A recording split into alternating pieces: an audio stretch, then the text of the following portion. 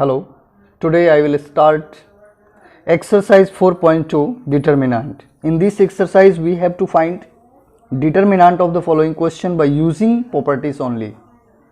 Using the property of determinant and without expanding in the exercise from 1 to 7, prove that. We have to prove, that is we have to find the determinant and its value should be equal to 0. Similarly, in question number 2, we have to find the determinant of this value and its answer, that is its result should be 0. That means we have to prove, that is value of LHS equal to value of RHS. इतना ही लाना है हमको. LHS यानी कि इस determinant के जो sign हटाने के बाद, इसको सॉल्व करने के बाद कितना लाना है, 0 लाना है. ओके, तो अभी इसको क्या करते हैं ना, हम ये जो कॉलम नंबर 1 है और ये जो कॉलम नंबर 2 है, इन दोनों को हम प्लस कर देते हैं. ठीक है, कॉलम 1 में क्या करते हैं, एक्सपेंड, यानी C1 tends to C1 plus C2. ठीक है, बाय प्रॉपर्टी हम पढ़ा था कि अगर किसी भी कॉलम को C1 प्लस C2 या C3 तीनों को भी प्लस करने से डिटर्मिनेंट पर कोई फर्क नहीं पड़ता है. लास्ट प्रॉपर्टी में पढ़ा था, वो लास्ट वीडियो में है, सभी प्रॉपर्टी पर एक वीडियो बनाया है, आप उसको देख सकते हैं. ठीक है, लास्ट प्रॉपर्टी में है कि अगर कॉलम 1 और कॉलम 2 को प्लस करते हैं तो तभी भी डिटर्मिनेंट पर कोई चेंज नहीं होता है, या फिर C1 C2 C3 को भी प्लस करते हैं तभी भी कोई डिटर्मिनेंट में चेंज नहीं आएगा, या C2 C3 में भी अगर प्लस करके C2 में चेंज करते हैं तभी भी कोई डिटर्मिनेंट में फर्क नहीं आएगा. समझ में आ गया होगा. यानी कि C1 tends to C1 plus C2 लिख सकते हैं, डिटर्मिनेंट पर कोई फर्क नहीं पड़ेगा. तो ये दोनों को अगर हम प्लस करते हैं तो क्या मिलता है, x plus a, y plus b and z plus c मिला. ओके, उसके बाद ये है a b c, x plus a, y plus b and z plus c. ठीक है, हम एक और प्रॉपर्टी क्या पढ़ा था कि अगर 2 कॉलम या 2 रो अगर आइडेंटिकल होता है तो उसका वैल्यूज जो 0 होता है. ओके, देखिए यहाँ पर कॉलम 1 और कॉलम 3 क्या है, आइडेंटिकल है, तो इसका डिटर्मिनेंट कितना होना चाहिए, 0 होना चाहिए बाय प्रॉपर्टी. तो ये RHS आ गया. ठीक है, ये था हमारा LHS और जो RHS क्या लाना था, 0 लाना था. ठीक है ना, ये देखिए RHS 0 लाना था सॉल्व करके. इसको सॉल्व करने के बाद क्या लाना था, 0. तो 0 आ गया ना, तो ये प्रूव्ड हो गया. ओके, अभी क्वेश्चन नंबर 2 की बात है. क्वेश्चन नंबर यहाँ 2 है. 2 में देख लीजिए, 2 में यहाँ क्या लाना था, a minus B, B minus C, C minus A minus B, B minus C, C minus A, B minus C, C minus A minus B and C minus A minus B and B minus C. ठीक है, same property use करेंगे. अभी हमने C1 और C2 को plus किया था. अब हम देखते हैं कि तीनों को प्लस करके क्या आता है.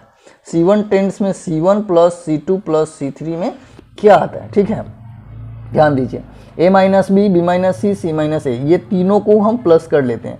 C1 plus C2 plus C3, तो क्या मिलेगा, ये a माइनस ए कैंसिल, ये कैंसिल, तो 0 आ गया.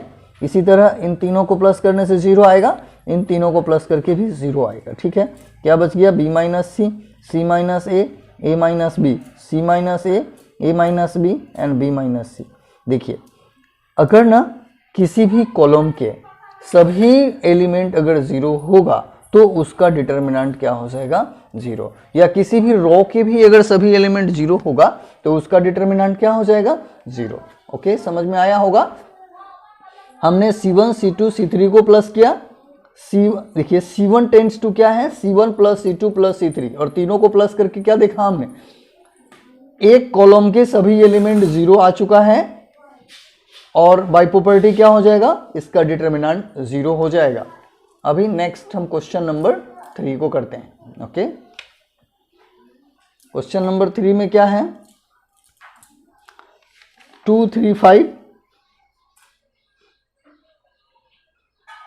5 7 8 9 65 75 एंड 86. इसमें क्या करना है, देखिए इस अगर मान लीजिए तीनों आइडेंटिकल आ जाए तो इसका भी डिटर्मिनेंट 0 हो जाएगा। हमें डिटर्मिनेंट 0 लाना है, ठीक ना। तो हम ये सोच रहा था कि 7 को 9 से इंटू कर लेते हैं, तो 9 7 जा क्या आएगा 63 एंड प्लस 2 65 आ जाएगा।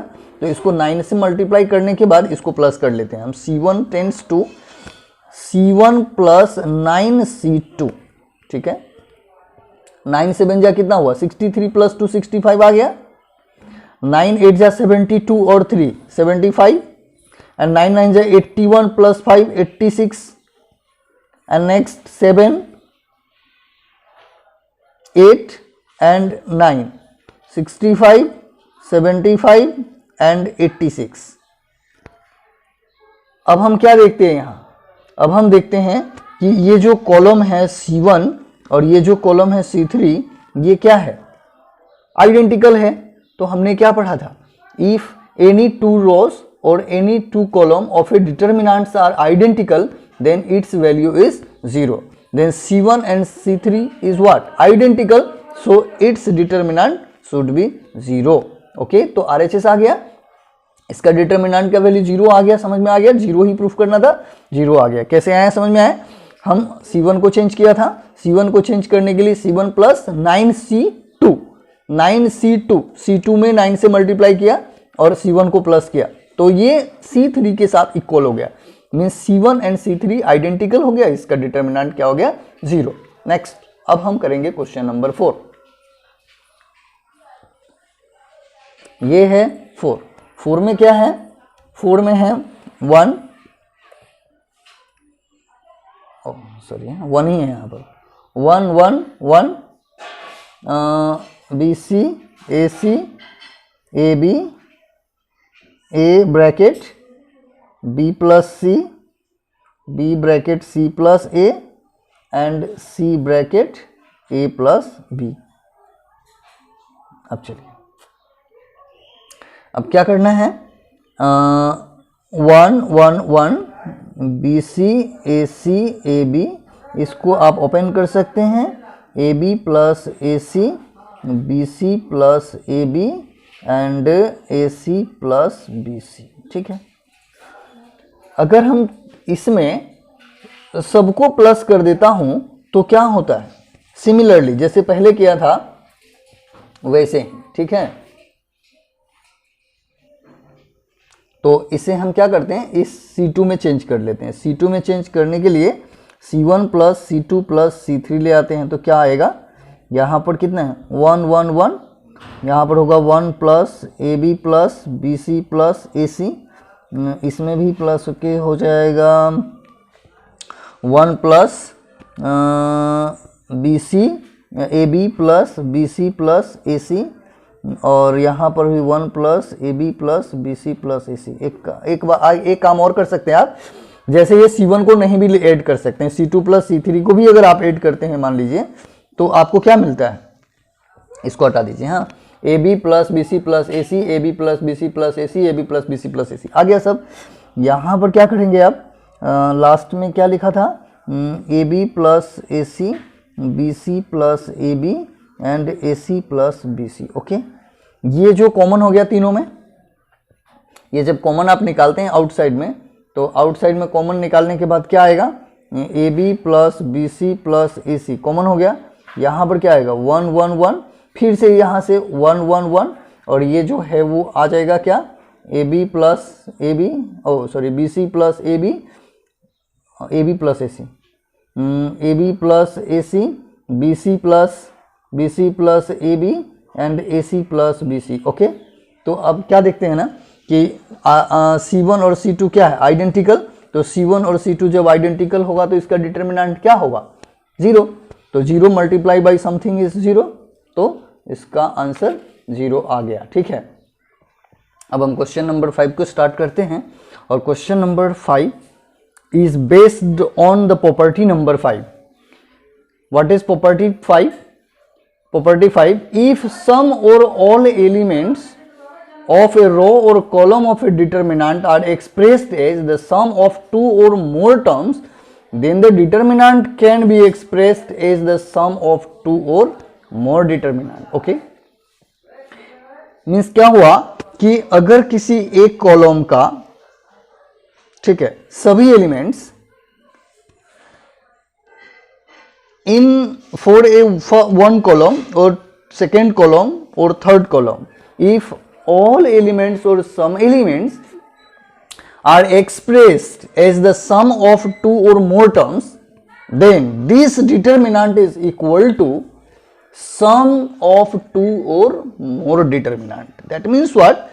कि यहाँ पर b plus C, C plus A plus B है, q plus R plus P plus Q, y plus Z plus X plus Y, इस डिटर्मिनेंट को आप सम ऑफ टू डिटर्मिनेंट में एक्सप्रेस कर सकते हैं, जिसमें फर्स्ट डिटर्मिनेंट में फर्स्ट टर्म होना चाहिए और सेकेंड डिटर्मिनेंट में सेकेंड टर्म। मेरा मतलब फर्स्ट डिटर्मिनेंट में फर्स्ट टर्म, जैसे B C A, Q R P, Y Z x, ठीक, first determinant complete. Second determinant में second term, C A B R P Q Z X and Y.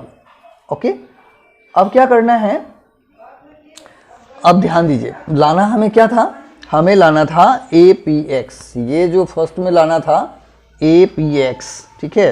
तो first row में हमेशा होना क्या चाहिए, ए पी एक्स ही होना चाहिए। तो यहाँ पर है ए पी एक्स, देख लीजिए, ये ए पी एक्स को हम क्या करेंगे, फर्स्ट में ले आएंगे।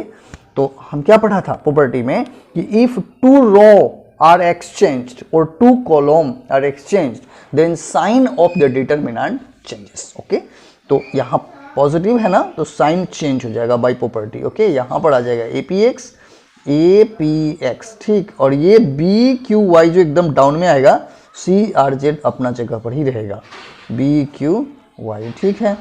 सिमिलरली ए पी एक्स को ऊपर ले जाएंगे तो यहाँ भी माइनस चेंज हो जाएगा और ये क्या हो जाएगा, ए पी एक्स, और इसको ले आइए सेकेंड में, C R Z B Q Y, यहाँ पर आ गया। अब नेक्स्ट में क्या करना है, अब करना है, देखिए फिर से हमें जो क्वेश्चन लाना था, फर्स्ट रो में ए पी एक्स और सेकेंड में बी क्यू वाई लाना था, बी क्यू वाई, तो इसको यहाँ ले जाइए, इसको यहाँ, फिर से टू रो जैसे ही एक्सचेंज करेंगे फिर साइन चेंज हो जाएगा, तो ये प्लस हो जाएगा। इस बार ए पी एक्स और बी क्यू वाई और सी आर जेड हो जाएगा, और बी क्यू वाई सेकेंड में यहाँ, और ये यहाँ पर ये भी साइन चेंज हो जाएगा, और ये साइन चेंज होकर क्या बन जाएगा, A P X B Q Y and C R Z.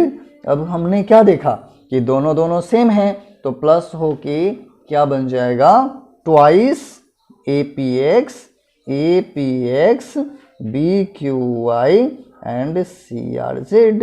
ये आ गया, ये आर एच एस था और ये प्रूव्ड हो गया, यही लाना था। ओके, तो आ चुका है, hence proved. Next question number 6 को करते हैं अभी। चलिए इसे क्या करते हैं, हम लेट कर लेते हैं। Let A equal to determinant 0 minus A B and A 0 C minus B minus C and 0, ठीक है। उसके बाद इसको क्या कर लेते हैं,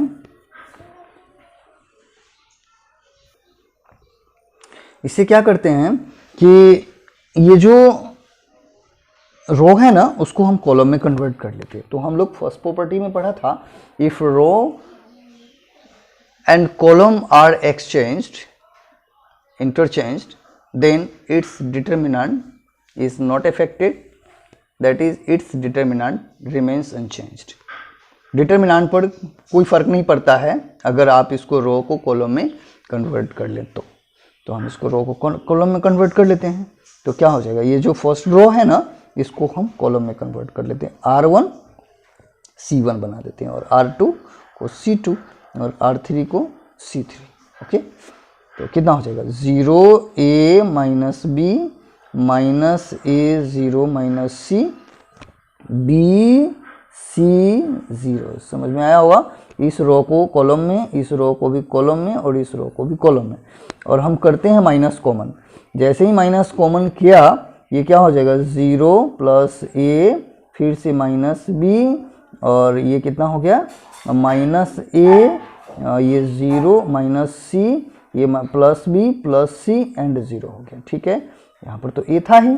अब हम क्या देखा ना इसमें कि ये क्वेश्चन के साथ मैच हो गया। ये देखिए ए जो था ना 0 A minus B 0 A minus B minus A 0 minus C minus A 0 minus C B C 0 B C 0 B C 0। ठीक है, ये क्या हो गया ए हो गया।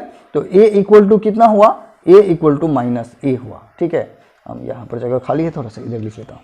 ए इक्वल टू माइनस ए हो चुका है, ए इक्वल टू माइनस ए। अब माइनस ए जब इस तरफ आएगा तो क्या होगा ए प्लस ए, उधर क्या होगा 0। तो ए कितना हुआ 2a, 2a इक्वल टू 0। तो 2 उस तरफ चला जाएगा तो कितना होगा 0/2 मीन्स 0। ए इक्वल टू 0 ना, देख लीजिए ए इक्वल टू 0 हमें आ चुका है, यहाँ पर 0 आ गया। तो मीन्स इस डिटर्मिनेंट का वैल्यू कितना आया 0 आ गया। इस डिटर्मिनेंट का वैल्यू 0 ही तो लाना था ना, तो इस डिटर्मिनेंट का वैल्यू क्या आ गया 0। देख लीजिए ए इक्वल टू 0 एंड ए का जगह में ये पूरा डिटर्मिनेंट यहाँ पर आप लिख सकते हैं। यहाँ पर डिटर्मिनेंट क्या लिखूँ 0 minus A B A 0 C minus B minus C 0 equals to what, ये देखिए 0 है, यहाँ पर हम लिख देते हैं 0। तो हैज प्रूव्ड, ये आ चुका है। Okay, question number 7। Question number 7 में ये डिटर्मिनेंट है, इसका वैल्यू इतना है, ये लाना है हमें। ठीक है, तो चलिए इसको अब हम सॉल्व करते हैं। यहाँ पर क्या करते हैं ना, तीन ये जो रो है फर्स्ट रो उसमें ए कॉमन है और ये जो रो 2 है उसमें बी कॉमन है और रो 3 में सी कॉमन है। तो हम फर्स्ट रो से ए कॉमन, सेकेंड रो से बी कॉमन, थर्ड रो से सी कॉमन कर लेते हैं। ये जैसे यहाँ से कॉमन किया तो यहाँ क्या बचा माइनस ए, यहाँ पर क्या बचेगा, क्या कॉमन लिया था ए लिया था तो बी बचेगा, यहाँ से ए लिया था तो सी बचेगा, यहाँ से बी लिया तो ए बचेगा, यहाँ से बी तो माइनस बी हो गया, यहाँ से बी लिया तो सी, यहाँ से सी लिया तो ए, यहाँ पर बी बचेगा, यहाँ माइनस सी बचेगा। ओके, अब करना क्या है, अब हम क्या करते हैं इस दोनों को प्लस कर देते हैं। R1 में R1 प्लस क्या कर देते हैं R2, तो क्या मिलेगा ए बी सी तो यहाँ है ही है, ये दोनों हो गया 0, ये दोनों हो गया 2b और ये दोनों कितना हो गया वो भी 0 हो गया। ओके, और बच गया क्या, और यहाँ पर जो बच गया a minus B C A B minus C. Okay, अब इसको हम क्या करते हैं एक्सपेंड कर देते हैं। एक डिटर्मिनेंट फाइंड करने के लिए प्लस माइनस और क्या करते हैं प्लस। तो डिटर्मिनेंट फाइंड करने के लिए ध्यान से सुनते रहिए, माइनस 2b हो जाएगा और ये कॉलम नहीं होगा और ये रो नहीं होगा, तो इससे जब इसको इंटू करेंगे तो क्या आएगा माइनस ए सी एंड बीच में माइनस होता है, फिर ए इंटू सी ए सी हो गया। तो यहाँ पर कितना हो गया A B C into minus 2b into minus 2ac, तो हो जाएगा यहाँ पर A B C and into और 2 2 जब 4 माइनस माइनस प्लस, तो 2 2 जब 4 हुआ और ए बी सी हो गया, ए बी सी हो जाएगा। इंटू जैसे ही करेंगे अब 4a square B square C square आ जाएगा which is equals to RHS। ठीक है, अब देख लीजिए यही लाना था 4a square B square C square, यहाँ पर भी 4a square B square C square आ गया। हाँ, एक और बात है कि क्वेश्चन में लिखा था विदाउट एक्सपेंडिंग, तो हमने एक्सपेंड क्यों किया, तो ये बिना एक्सपेंड करके ये क्वेश्चन आना पॉसिबल नहीं है, इस बात को याद रखिए। वो वहाँ पर एक्चुअली 1 to 6 ही लिखना चाहिए था, लेकिन वो 1 to 7 लिख दिया है क्वेश्चन में, तो 6 तक बिना प्रॉपर्टी के बेस पर बिना विदाउट एक्सपेंडिंग आप सॉल्व कर सकते हैं, लेकिन क्वेश्चन नंबर 7 को विदाउट एक्सपेंडिंग सॉल्व नहीं कर सकते, इसके लिए हम एक्सपेंड करना पड़ा हमको। ओके, ठीक है, आई होप समझ में आ गया होगा।